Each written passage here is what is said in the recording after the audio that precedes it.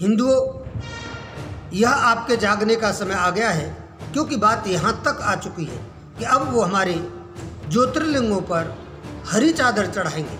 महाराष्ट्र में पहले अकोला, फिर त्र्यंबकेश्वर। ये देखते हुए ऐसा लगता है कि अलग अलग राज्यों में अलग अलग टूल किट के आधार पर पूरे देश को दंगे की आग में झोंकने की साजिश है। त्र्यंबकेश्वर ज्योतिर्लिंग नासिक में कुछ विधर्मियों द्वारा मुस्लिम युवकों द्वारा हरी चादर चढ़ाने का कुप्रयास किया गया है। हिंदुओं, यह आपके जागने का समय आ गया है, क्योंकि बात यहाँ तक आ चुकी है कि अब वो हमारे ज्योतिर्लिंगों पर हरी चादर चढ़ाएंगे।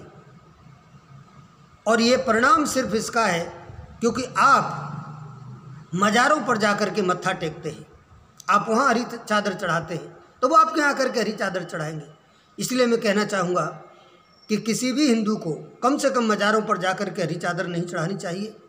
अपने इतने सारे देवता हैं, हम इनको मनाएं, इन्हीं की कृपा से आपका उद्धार हो सकता है। इधर उधर भटकने की आवश्यकता नहीं। दूसरे में कहना चाहूँगा कि जिन लोगों ने इस प्रकार का दुस्साहस किया है, वहाँ के स्थानीय प्रशासन को, महाराष्ट्र सरकार को उन पर कड़ी से कड़ी दंडात्मक कार्यवाही करनी चाहिए। एक ऐसा कठोर मैसेज देना चाहिए जिससे कि भविष्य में ये लोग इस प्रकार के षड्यंत्र न कर सकें, इस प्रकार ये लोग हमारे मंदिरों में प्रवेश न कर सकें। साथ ही मैं ये भी कहना चाहूँगा कि जो भी अन्य ज्योतिर्लिंग हैं, हमारे अन्य बड़े मंदिर हैं, धार्मिक स्थल हैं, चाहे वो महाकाल मंदिर ही क्यों न हो, ऐसी जगहों पर इस प्रकार के लोगों का प्रवेश निषेध करना चाहिए और इनको किसी भी प्रकार के कोई काम, कोई किसी प्रकार की नौकरी कम से कम हमारे धार्मिक स्थलों पर नहीं देनी चाहिए। ये इस देश का दुर्भाग्य है, या तो कहिए कि हमारी एक धार्मिक विडंबना है कि महाकाल मंदिर की चौखट पर एक मुसलमान व्यक्ति लाइन चला रहा होता है, वो हमारे हिंदुओं को मार्गदर्शित करता हुआ दिखाई देता है, गाइड करता हुआ दिखाई देता है।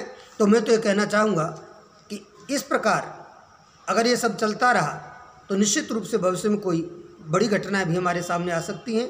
इसलिए कम से कम इस प्रकार के लोगों पर हमारे धार्मिक स्थलों पर आने से प्रतिबंध लगाना चाहिए। जिस प्रकार नासिक के त्र्यंबकेश्वर में भगवान भोलेनाथ के ऊपर हरा चादर चढ़ाने का कुछ कट्टरपंथियों के द्वारा प्रयास किया गया, यह बर्दाश्त नहीं किया जा सकता है। अखिल भारतीय संत समिति का यह मानना है कि यह जॉर्ज सोरोस के पैसे से जो भारत को अस्थिर करने की और दंगों की आग में झोंकने की साजिश है, उस षड्यंत्र के तार हिंदुस्तान के गली गली मोहल्ले में सो कॉल्ड अल्पसंख्यक के नाम पर और इस अल्पसंख्यकवाद को पल्लवित पोषित करने वाले राजनेताओं के घरों तक जुड़े हुए हैं। महाराष्ट्र में पहले अकोला, फिर त्र्यंबकेश्वर। ये देखते हुए ऐसा लगता है कि अलग अलग राज्यों में अलग अलग टूल किट के आधार पर पूरे देश को दंगे की आग में झोंकने की साजिश है। माननीय गृह मंत्री जी से हमारी यह मांग है कि पूरे देश में अपने आईबी के आउटपुट के आधार पर जितनी कठोरतम कार्यवाही इन देशद्रोहियों पे की जा सकती है, की जानी चाहिए।